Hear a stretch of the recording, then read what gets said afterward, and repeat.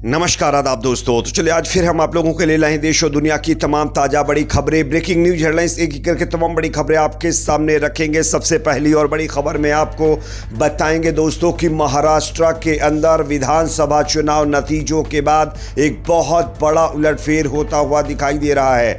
यहाँ पर भारतीय जनता पार्टी गठबंधन के साथ एकनाथ शिंदे ने चुनाव तो लड़ लिया, लेकिन जिस तरीके से उनको अब मुख्यमंत्री पद नहीं दिया जा रहा है, इसके चलते एकनाथ शिंदे ने बीजेपी के खिलाफ खुली बगावत कर दी है। किस तरीके से, आगे इसकी जानकारी आपको देंगे। साथ ही साथ अगली बड़ी खबर में आपको बताएंगे दोस्तों कि महाराष्ट्र के अंदर जो है एकनाथ शिंदे की बगावत के बाद हालात इस कदर बिगड़ चुके हैं कि अब देश के प्रधानमंत्री नरेंद्र मोदी से एकनाथ शिंदे और उनके विधायकों ने मिलने का समय मांगा है।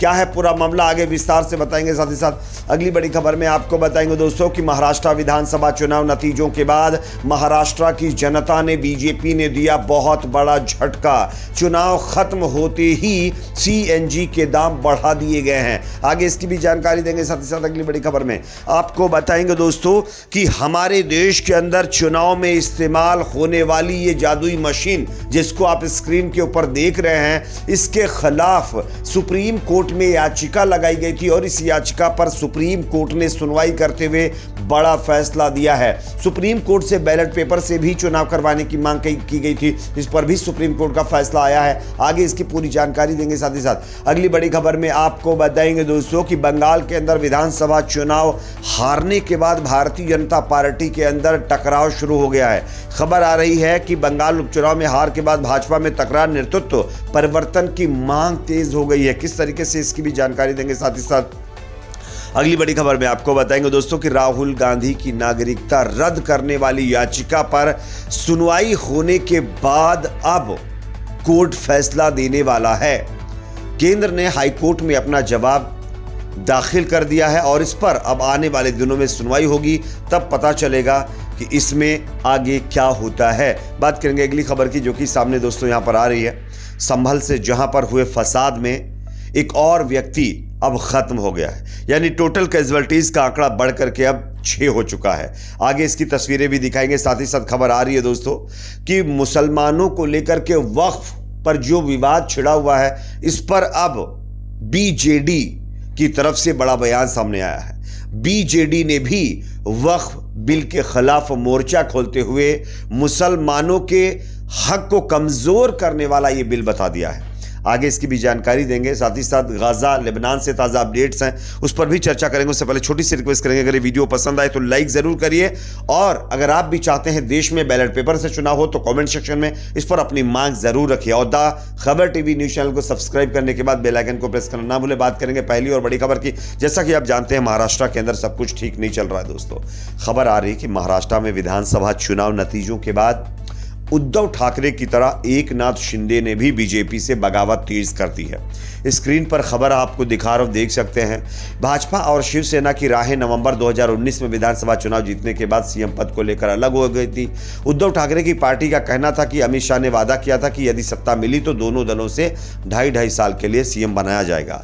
इससे भाजपा ने इनकार किया था और कहा कि ऐसा कोई वादा नहीं था, बल्कि ज्यादा सीटों वाले दल को ही सत्ता मिलनी चाहिए। इस पर टकराव इस कदर बढ़ा कि उद्धव ठाकरे अलग हो गए और उन्होंने कांग्रेस और एनसीपी के साथ मिलकर सरकार बना ली, जिसके करीब 2.5 साल तक मुखिया रहे।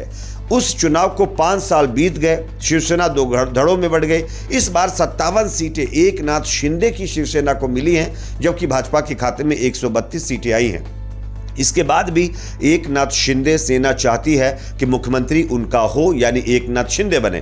पार्टी के नेता एकनाथ शिंदे को फिर से मुख्यमंत्री बनाने के लिए लॉबिंग में जुटे हुए हैं और बिहार से लेकर हरियाणा तक के उदाहरण दिए जा रहे हैं। यही नहीं, एकनाथ शिंदे की शिवसेना की भाषा भी अब 2019 वाले उद्धव ठाकरे की शिवसेना जैसी हो गई है। तब संजय राउत जैसे नेताओं का कहना था कि भाजपा ने वादा किया था 2.5 साल का सीएम बनाने का और वो अपने वादे से मुकर रही, और यही चीज अब एकनाथ शिंदे की पार्टी के नेता कह रहे हैं। उनका साफ तौर पर कहना है कि अगर बीजेपी अपने जिद पर अड़ी रही तो आने वाले दिनों में महाराष्ट्र के अंदर एकनाथ शिंदे की पार्टी कोई बड़ा फैसला ले सकती है।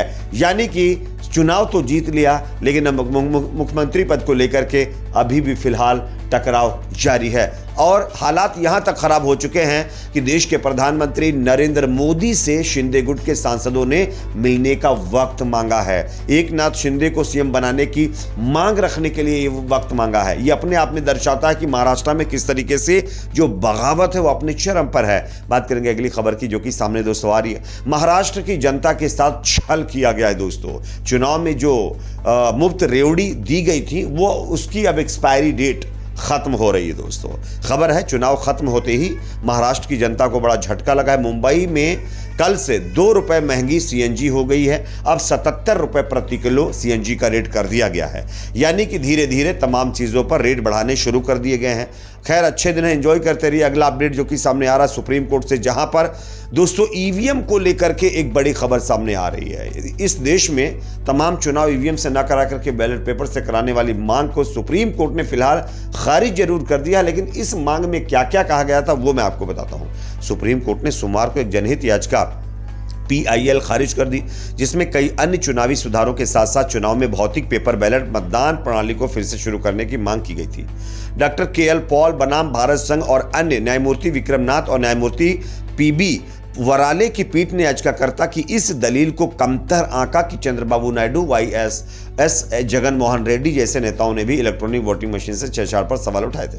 न्यायालय ने कहा जब चंद्रबाबू नायडू या रेड्डी हारते हैं तो वो कहते हैं कि मशीन से छेड़छाड़ की गई है, जब वो जीतते हैं तो कुछ नहीं कहते हैं। हम इसे कैसे देख सकते हैं? हम इसे खारिज कर रहे हैं या वो जगह नहीं है जहां आप इस तरह की बहस करें।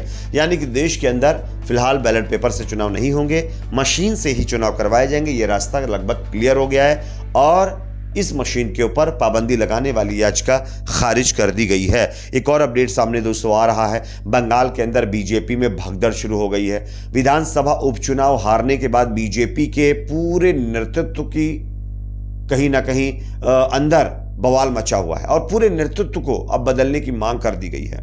पश्चिम बंगाल में हाल ही में हुए उपचुनाव में भाजपा की करारी हार के बाद पार्टी के भीतर नेतृत्व परिवर्तन की मांग जोर पकड़ रही है। वरिष्ठ भाजपा नेता अग्रिमिला पॉल ने इस मुद्दे को उठाते हुए एक मजबूत और जुझारू प्रदेश अध्यक्ष की नियुक्ति की मांग की है, जो मुख्यमंत्री ममता बनर्जी के नेतृत्व वाले तृणमूल कांग्रेस को कड़ी चुनौती दे सके।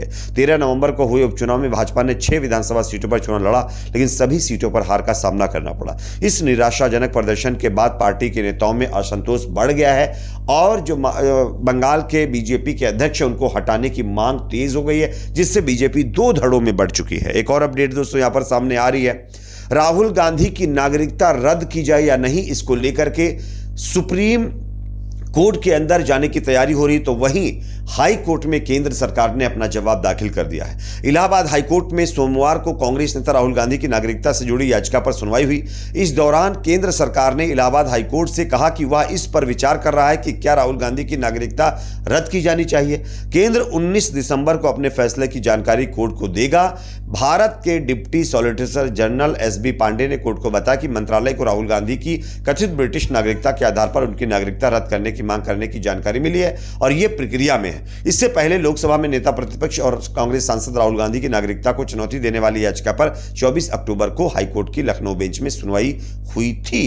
अब देखना यह होगा कि जब 19 दिसंबर को कोर्ट अपना फैसला देगा तो इसमें क्या होता है। वैसे राहुल गांधी के पीछे बीजेपी समेत कई नेता पड़े हुए हैं। किसी तरीके से उनकी सांसदी चली जाए, किसी तरीके से उनकी नागरिकता हड़प ली जाए। बात करेंगे अगली खबर की, जो कि सामने आ रही है दोस्तों। संभल के अंदर जामा मस्जिद सर्वे विवाद में एक और व्यक्ति खत्म हो गया है। खबर आ रही है कि पुलिस की गोलाबारी में मरने वाले लोगों की संख्या बढ़ गई है और यह संख्या अब 5 से बढ़कर 6 हो गई है। एक और अपडेट सामने आ रही है दोस्तों। वक्फ बिल के खिलाफ बीजेडी का बड़ा ऐलान। बीजेडी ने वक्फ बिल को गलत करार देते हुए मुस्लिमों के हक को कमजोर करने वाला बिल बता दिया है और बताया जा रहा है कि इस वक्फ बिल संशोधन पर जो है बीजेपी की मुश्किलें बढ़ती जा रही। एक और पार्टी ने इस बिल के खिलाफ मोर्चा खोल दिया है। साथ ही साथ दोस्तों खबर आ रही है कि लेबनान के अंदर सीज फायर हो गया है। हिजबुल्लाह और इजराइल मिलकर के सीज फायर डील पर एग्री हो गए हैं, यानी अब लेबनान के अंदर यह मुकाबला खत्म हो जाएगा। इस पर आपकी अपनी क्या राय कमेंट सेक्शन में बताएं। वीडियो को लाइक शेयर, चैनल पर नए तो सब्सक्राइब जरूर करें।